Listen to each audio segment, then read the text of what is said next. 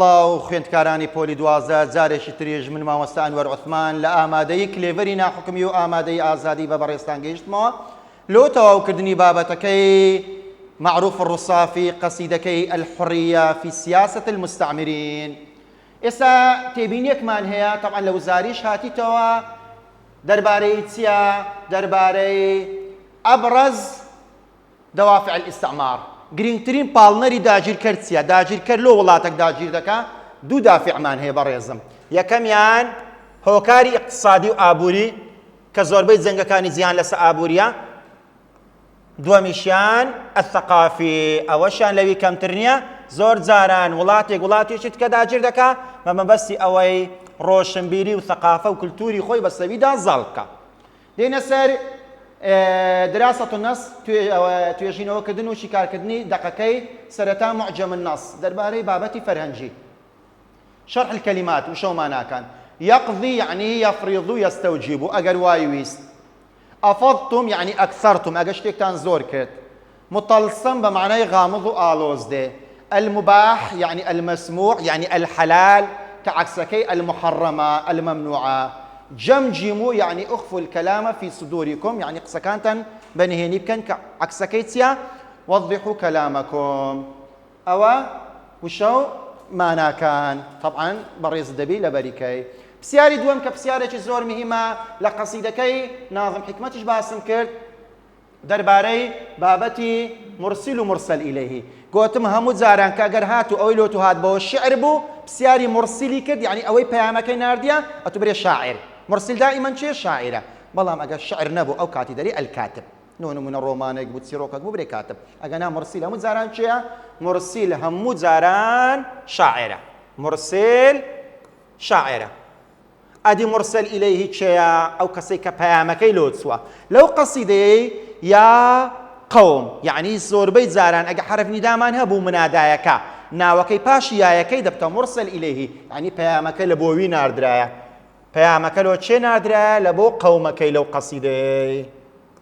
ئەوە مرسل و مرسل ئیلەیهی مانزانی. پرسیاری سێمیش کەوا زیاد لە جارێک لە وزاری هاتەوە دەرێ ئەبی لیسانی یەتەکەلەمو الشاعر ئەم بلیسان المستعمرین. ئایا شاعر لەو قەسیدەی بە زمانی خۆی قسەی دەکرد یان بە زمانی داگیرکەران؟ طبعا وەڵامەکەی ئەوەیە شکلەن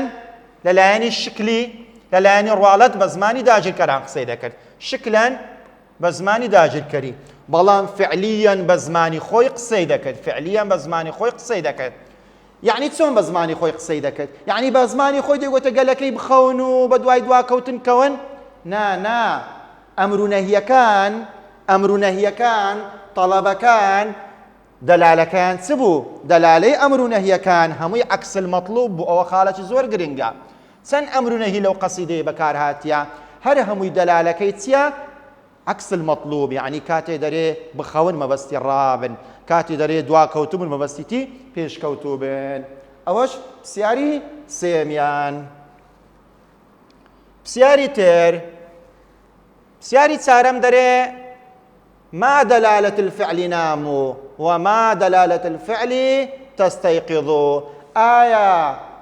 خوتن رمزي تيا آية بخبربون رمزي تيا بێگومان هەموو کەس دەزانی خەوتن ڕەمزی ڕازیبوونە بە دواکەوتوی قبول تەئەخر والرضوخ ملشۆڕکردن والاستسلام تەسلیم بوون لە بۆ چێ؟ للمستعمر لە بۆ داگیرکەر. خەوتن ڕەمزی دواکەوتوی ملکەتکردن هەروەها سەرشۆڕکردن و ڕازیبوون بە داگیرکاری. ئەدی تەستەیقیظوو بەخەبەر هاتن و ڕابوون ڕەمزی چییە؟ ڕەمزی ئەثەورە شۆڕشکردن. ڕەمزی چییە؟ شۆڕشکردنە لە دژی چێ؟ لە دژی داگیرکار و لە دژی دواکەوتوی لەبەرەوەی دواکەوتویش هیچی لە داگیرکەر کەمتر نییە. پرسیاری چارەمیان دەڵێ پرسیاری پێنجەمە أذكر أبرز مطالب المستعمرين باسی دەکەم دیارترین و گرنگترین داواکاری داگیرکەر لە گەلی ژێردەستە چییە؟ گەلەکان چ بکەن ئەو کاتی داگیرکارەکان لێیان ڕازی دەبێن؟ داژیکار چیان لە گەلی ژێر دەستە دەوێتن دەیانەوێتن عدم الكلام بە هیچ شێوازێ قسە نەکەن دەویان ببەستنەوە هەرچیان بەسەر هات داوای ماف نەکەن النوم وعدم الاستيقاظ بەردەوام خەریکی خەوتن بن و خەریکی شەون و خونی نەبن لە پێناوی پێشکەوتن التأخر دەیانەوێت داژمان ئەو گەلانە لە لیستەکان لە خوارەوەی گەلان بن لە بابەتی پێشکەوتن عدم التفهم بە هیچ شێوازێک تێنەگەن و تێگەیشتنیان لە نێوان یەکتر نەبی الجهل دەیانەوێت گەلی نەخیندەوار و نەفام بن تەرک السیاسە بە هیچ شێوازێک تەداخلی سیاست نەکەن و بەڕێوەبردننی وڵات دەرە دەستیوان آخر خاڵ عدم التحدث عما يزعج المستعمرين هەر قسەیەک ئەگەر هاتو ئاساییش بوو احتیادیش بوو نۆرماڵیش بوو بەس مادەم داژیکەر پێی ناخۆشە دەبی ئەو قسەی نەکەن نەوەک دڵی داژیکەر عاجز بکەن و بیان تۆرێنن پرسیاری شەشەم کە زۆر مهمە لە وزاری شاتیتەوە پرسیارێکی مهمە دەرێ ئایا شاعر لەو قەسیدەیەی ئامۆژگاری گەلەکەی دەکا یاخود سخریە و گاڵتەجاری و تەنزی لە بۆ داگیرکەر ناردی ئایا ئەو قەسیدەیە ئامۆژگاری گەلەکەیتی یان سخریە و ڕابواردن و قەشمەریکردنە بە داگیرکەر دەڵێن هەردوو چیتی یەکەمیان يقدم النصائح إلى بني قومه بەڵێ پڕیتی لە ئامۆژگاری لە بۆ گەلی عراق دووەمیان يسخر من المستعمرين سخریە و گاڵتەجاریش بەس دەکا بە داگیرکەری دەکا لۆیە ئسلوبی قەسیدەکەی چییە ئەوە زۆر مهمە پرسیاری وزاریە هاتەوە ئسلوبی قەسیدەکەی التەهەکومی الساخر گاڵتەجاری و کۆمیدی و تەنس یعنی ئسلوبی قەسیدەکەی چییە شاعر طبعا كم شاعر هي بتانيتن لو اسلوبها سركوتوبي بلام شاعر وصافي تانيتي ليه سركوتوبيتين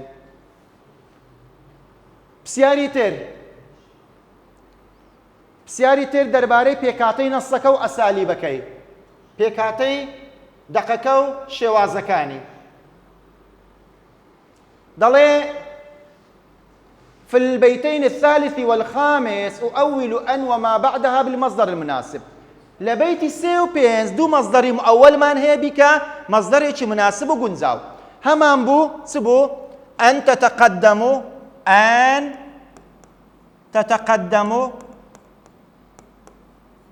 كردمانا تقدمكم باش أوي أنا كمان لادا وتاء كمان لادا أو فتح ما كده الضمة واو الجماعة كش ما كردكم بو تقدمكم أو يكم يعني دوم همان بو أو أنا يكم باص ما كرد أن تتعلموا بو تعلمكم باش أوي أنا كمان لادا تاء كمان لادا أو واوش ما كردكم بو تعلمكم أو بسيارة زور مهمة بلام لوانه یەکەمیش بە جوانی باسمان کرد ئێستا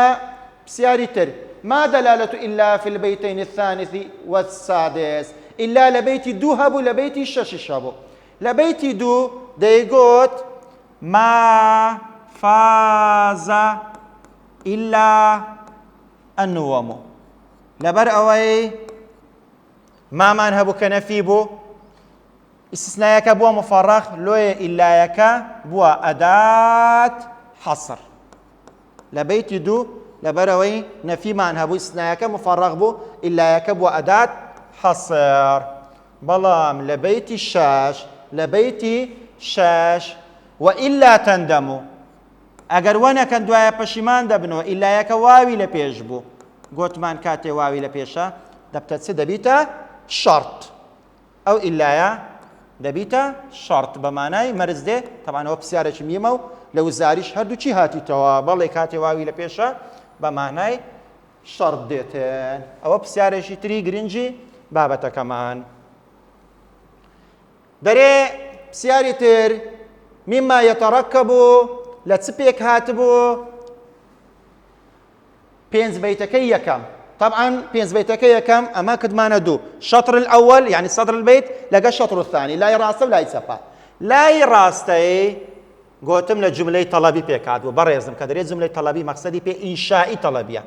ما مسلكات سن نشانة إنشائي طلبي تدابو دريم نهي تدابو لا أمر تدابو هروها نداء تدابو يا قوم أدي دري لا يتسبع يتسبو شطر دوام لای دووەمی دەرێم لای دووەم جملەی خەبەری بوون لەبەرەوەی ئەمر و نیدا و نەهی ئیستیفهامی تێدا نەبوو لۆیێ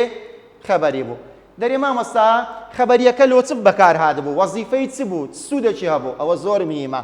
جملە خەبەریەکانی ئەو قەسیدەیە لە بۆ تەعلیل بوو یعنی شیکردنەوە و هۆکار ڕۆکردنەوە لای ڕاستەی پێنج بەیت یەکەم ئینشائی بوو لای چەپەی خەبەری بوو خەبەری غالیبەن لە بۆ هدوئیە بەڵام لەو قەسیدەیە لە بۆ تەعلیل و شیکردنەوە و هۆکار گوتنێ بوو پرسیاری تر دەڵێ علامە بنيت معظم الأبيات زۆربەی بەیتەکان لەسەر چ دامەزرابوون طبعا زۆربەی بەیتەکان لەسەر دژیەچی لەسەر پێچەوانەیی لەسەر دوومانایی یعنی کو طبعا پێ دەرێن تعارض یعنی پێچەوانە یەکتری لا تتكلموا الكلام قسە نەکردن قسەکردن ناموا تستيقظوا خوتن رابون بخبر هاتن تتأخروا تتقدموا پێشکەوتن و دواکەوتن التفهم ألا تفهموا تيجيشتن وتينجيشتن جهلكم وتتعلموا نفامي وزانين الحديث جمجم قصة كدن وقصة شاردنوا بيقومان أوانا متعارض بيتسواني يكتربوا بسيار دكادري أو تعارضانا ما نايتسيا أو تعارضانا ما ناي أو يكوا داجير كر قصة كانوا ما بستكاني عكسيو بيتسواني يكترنو هموي لزياني ملتا داجير كر قصة يكدكاتنو نیەتێکی تری هەیە ئێستا دەچینە سەر نەمەتی نەسەکەی کە زۆر مهمە و پرسیارە بابەتی نەمەت زۆر مهمە هەتا ئێستا ئەوەی کە خینیتمان هەموو نەمەتەکانیان ئیعازی و ئەرشادی بوونە ڕێنماییکردن بوونە ئەو قەسیدەیەشیان بە هەمان شێوە نەمەتەکە کە مهەیمن یعنی مسەیتر کە سەیتەڕەی کردیان چ نەمەتەکە نەمەتی ئیعازیە ئیعازی ناوەشکەشی هەیە یعنی ئەلئیرشادی یعنی ڕێنماییکردن یعنی نەسیحەتکردن کو دەزانین ئینشائیە بە چمان زانی ئیعازیە نیشانەکانی چییە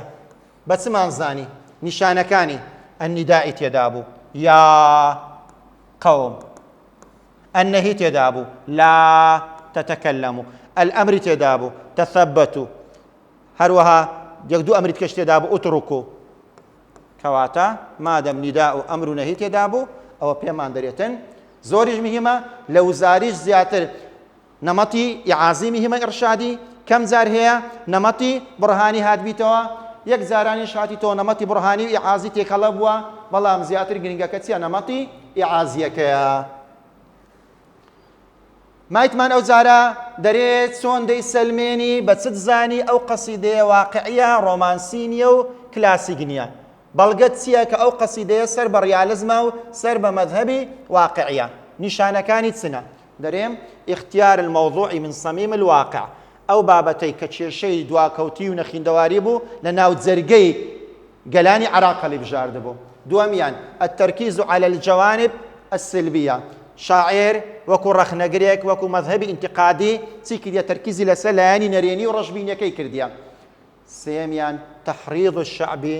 على الثورة هاني ملت دەدا لە بۆ شۆڕشکردن کەواتە ئەو جارە ڕووی لە مەذهبی واقعیە ئیشتراکی کرد آخر خاڵ تحلیل ظاهرة الاستعمار هات بەمەی گوت کە داگیرکار چی دەوێ شەرح مەطالبیهی داواکاریەکانی چییە دەیەوێتن چ زیانێک بە میلەتان بگەێنی بەو چار خاڵە دەزانین ئەو قەسیدەیەکی واقعیە علاقەی بە ڕۆمانسیەت و بە کلاسیکەوە نییە پرسیاری تر دەڵێ تەمان ئەو دوو پرسیاری ئەخیریش مهمن مامۆستا چیانیان مهم نەبوو طبعا هەمووی مهمە بە شت هەیە لە شتێکی تر گرنگترە زیاتر لە وزاری تەرکیزی کرایتە سەرێ دەرێ فيما تتجلى شاعرية الرصافي كلا بياوي وكلا شاعر الرصافي لتس بديار دكوي مع خلو القصيدة من الخيال لكاتك أو قصيدة خالية بطالة لتس لخيال قصيدة وازوانا خيالي تدابي قصيدة وازيانا حسي ناس تدابي كتي أو قصيدة من خيالي تدا نبو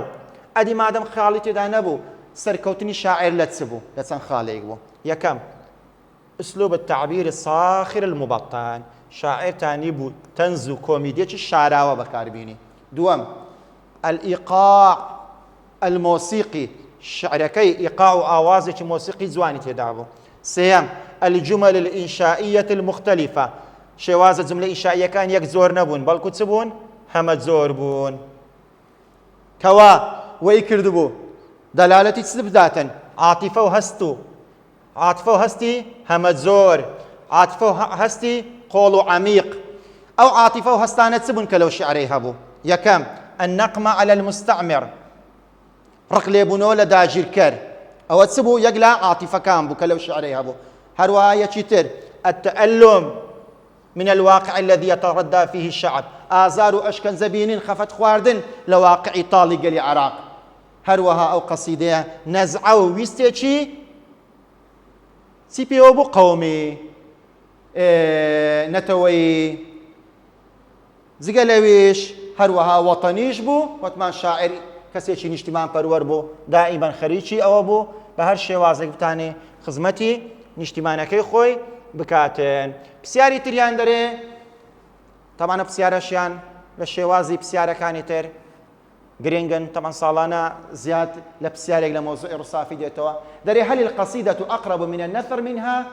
ئەو الشعر ئایا ئەو قەسیدەیە زیاتر لە پەخشان نێزیک بوو یان زیاتر لە هۆندراوە نێزیک بوو ئەمە وەڵامەکەی دەرێن إن هذه القصيدة أو قصيدة لا تخلو من عناصر النثر بەتاڵ نییە لە توخمەکانی پەخشان توخمەکانی پەخشانی زۆر زۆر تێدایە لەبەر چێ کومانزانی لإنعدام دور الخيال فيها چونکە خەیاڵ لەو قەسیدەیە ڕۆڵی خۆی نەدیتیە ئەدی چ ڕۆڵی خۆی دیتیە هەیمنەة العقل هەیە عەلەیها زیاتر عەقڵ بەسەریدا زاڵ بووە نەک خەیاڵ چۆن فالصور الشعرية البيانية قليلة تشخيص تجسيم تشبيه كويني شعري دروز دكا لو قصيدة زور كما أجر بوني هبيتن زور زور كما هروها التعبيرات المجازية تعبيرات مجازي كواما بس براستقين نبيتن أوش يعني زور زور كم تداهي لو قصيدة ئێستا بابەتی قەسیدەکەی ڕووسافیمان تەواو کرد بە ژیانیەوە مایتمان چەند پرسیارێکی وزاری لێ هەڵکەین بزانین شێوازی وزاری چ لەوە دێتەوە کام پرسیاری گرنگن پرسیاری یەکەمیان دەرێتن شاعر البؤس والحرمان چێیە لە باسکردنی ژیانەکەی گوتم زۆر تەرکیز بکە سەر ئەو خاڵەیان شاعری بەدبەختی و بێبەشی چێیە کام لەو شاعرانە پێدەگوترێتن شاعر البؤس والحرمان طبعا طرفەی کوڕی عابد نییە چونکە جاهیلیە زهيري كراب السلماش جاهلية كعبي كوري زهيريش السردمي إسلامية كام يامو معروف الرصافي كشاعري واقعي بو لا صدي استامان بيدا قوترا شاعر البؤس والحرمان لوي والله مراستك باء بسياري دواميان وليد الشاعر معروف الرصافي شاعر معروف الرصافي لتشاري لتسولاتك لدايق بو طبعا ما قوتمان لبغداد مادەم لە بەغدا لەدایک بوو بێ هەمومان دەزانین بەغداش پایتەختی عێراقا پرسیاری سێمیان دەرێ ئەن تەتەعەلەموا مەصدەری مؤەوەلە لە بۆم بکە مەصدەرێکی سەریح گوتم زۆر ئاسانە ئەنەکەی فرەدە تەئەکەی فرەدە ئەو فەتحەی بکە ضەممە واوی جەماعەکەش دەکەینە کۆم لۆیە وەڵامە ڕاستەکە چییە تەعەلومی کۆم ئەوە کردمانە مەصدەرێکی سەریح چاوجێکی ڕاستە و خۆ ئەوە سێ پرسیاری وزاریشمان هەڵ کرد کە لە قەسیدەکەی ڕووسافی هاتبەوە کەواتە ژیاننامەی ڕووسافیمان باس کرد قەسیدەکەمان کردە کوردی شیکردنەوەمان لە بۆ کرد و شەوماناکان وەڵامەکانمان وەڵامی هەموو پرسیارەکانمان داوە بە جوانی 2000 هاتین پرسیارەکانی وزاریشمان لە بۆ ئێوەی بەڕێز باس کرد چەند پرسیارێکی وزاری لۆی فێری شێوازی پرسیار هاتنەوە بن لەو بابەتیان لۆیە بە هیوای سوود بینینتان و ئیتر هەر شاد بن